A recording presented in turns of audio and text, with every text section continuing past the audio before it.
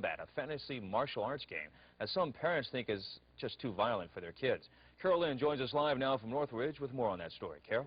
Here it is, Bob, behind me. It's called Mortal Kombat. We're going to talk to Aaron Brandis here about the game. Aaron, how does it work?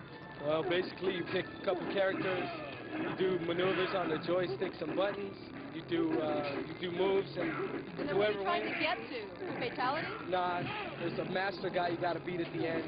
Fatalities are just what happens if you're really brutal to your opponent. You get an opponent, you can rip off his head or something like that. Sounds like a pretty thrilling game, and this is the kind of violence that critics are pretty worried about.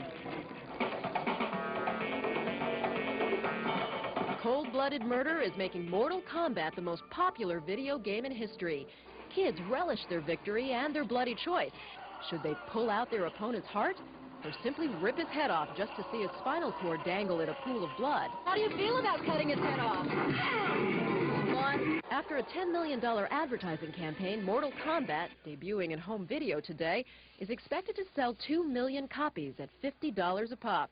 A horrifying possibility for parents who can't believe the game makers are fantasizing about decapitation and murder. I don't think they'll have this at home, no. You don't think so? A little bit too violent. You look a little startled. Yeah, it's a little too violent, I think. That's pretty bad. And that's just plain gross. Furthermore, advanced technology allows digitized video of real martial arts actors, making the action look real and not as cartoony.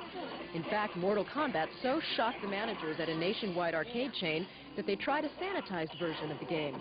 Instead of chopping the opponent's head off, he simply disappears.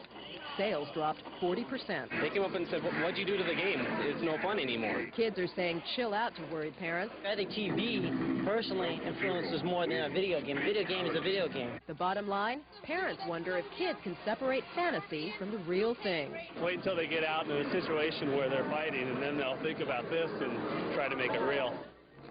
But, you know, game makers are saying that games are going to become more visually violent and more sexually violent as adults buy more video games. I mean, it's a big money market, $50 to $60 a pop.